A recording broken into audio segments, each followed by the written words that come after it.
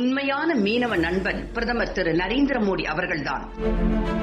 தமிழக பாஜக தலைவர் முனைவர் திரு எல் முருகன் அவர்கள் பேச்சு. கடந்த 2014ஆம் ஆண்டு வரை மத்தியில் காங்கிரஸ் தலைமையிலான ஐக்கிய முன்னணி ஆட்சியில் திமுக பிரதான பங்கு வகித்தது. அப்போது 2011 வரை தமிழகத்திலும் ஆட்சியில் இருந்தது. குமரி முதல் காஷ்மீர் வரை எங்கள் ராஜ்யம்தான் என்று அரசர்கள் போல் மார்தட்டி பேசினர். அந்த காலகட்டத்தில் தமிழக மீனவர்கள் மீது இலங்கை ராணுவம் சரமாரியாக துப்பாக்கியால் சுட்டுக் கொண்டிருந்த ஒரு காலமாகும். கேட்பதற்கு ஆளில்லாத நிலையில் இதுபோன்ற சம்பவங்கள் ஏராளமாக நடைபெற்றன.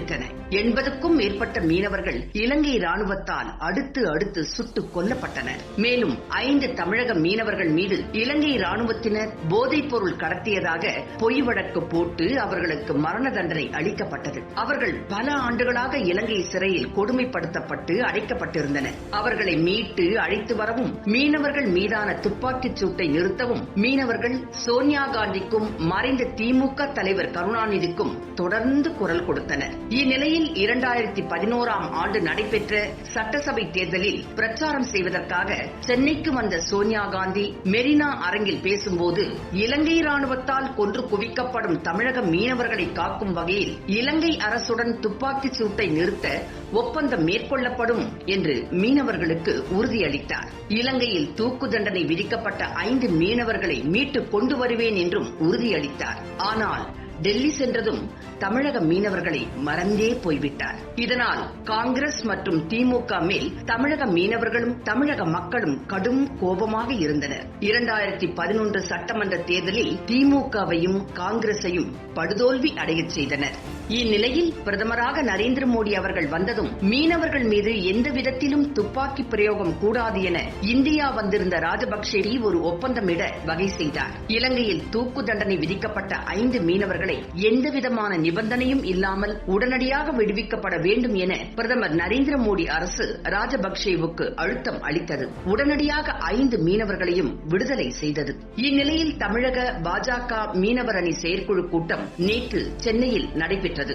அப்போது மாநில தலைவர் முருகன் அவர்கள் பேசும்போது, மீனவர்களுக்காக பாஜக சார்பில் 2014க்கு முன் பல போராட்டங்களை நடத்தினோம். மத்தியில் பிரதமராக மோடி பொறுப்பேற்ற பின் இன்று வரை இந்திய மீனவர்கள் மீது ஒரு தாக்குதலும் கிடையாது என்றார். மேலும் தமிழக மீனவர்களுக்கு தூக்கு தண்டனை அளிக்கப்பட்டு பல ஆண்டுகளாக இலங்கை சிறையில் அடைக்கப்பட்டு கிடந்தனர். அவர்களை மீட்க திமுகவோ அல்லது காங்கிரஸோ இதற்கு முன் ஒன்றும் செய்யவில்லை. அவர்களை தூக்கு கயிற்றிலிருந்து காப்பாற்றியது பிரதமர் நரேந்திர மோடி அவர்களின் அரசுதான் என்றும் அவர் கூறினார். மேலும் பாஜக ஆட்சிக்கு வரும் முன் தினமும் துப்பாக்கி சூடு நடந்தது. மீனவர்கள் பரிதாபமாக இறந்தனர். தற்போது அவை தடுத்து நிறுத்தப்பட்டுள்ளன. 5 மீனவர்களையும் காப்பாற்றியதன் மூலம் பிரதமர் நரேந்திர மோடி சரித்திர சாதனை படைத்துள்ளார். ஒரு தமிழன் இலங்கையில் தூக்கிட்டு கொல்லப்படுவதை தவிர்த்து தமிழ்நாட்டின் மானத்தையும் தமிழர்களின் மானத்தையும் காப்பாற்றியுள்ளார் என பேசினார். மேலும் தமிழகத்தில் பாஜக இல்லாத அரசியல் இல்லை என்ற நிலை உள்ளது என்றார். நம் எண்ணம் எல்லாமே ஒன்றுதான். தேர்தலுக்கான நமது நாட்கள் மிகவும் குறைவாக உள்ளது. சட்டசபை தேர்தலுக்கு இன்னும் 4 மாதங்களே உள்ளன. நாட்டில் உள்ள, குறிப்பாக தமிழகத்தில் உள்ள ஒவ்வொருவருக்கும் ஏதேனும் ஒரு வகையில் மத்திய அரசின் திட்டம் போய் சேர்ந்துள்ளது. நாம் பயனாளிகளை அடையாளம் கண்டு மத்திய அரசின் திட்டத்தில் பெற்ற பயன்களை தெரிவிக்க வேண்டும். தமிழகத்தில் பாஜக மிகப்பெரிய மாற்றத்தை ஏற்படுத்தும். தேசிய ஜனநாயக கூட்டணிதான் தமிழகத்தில் ஆட்சியை பிடிக்கும் என்று அவர் பேசினார்.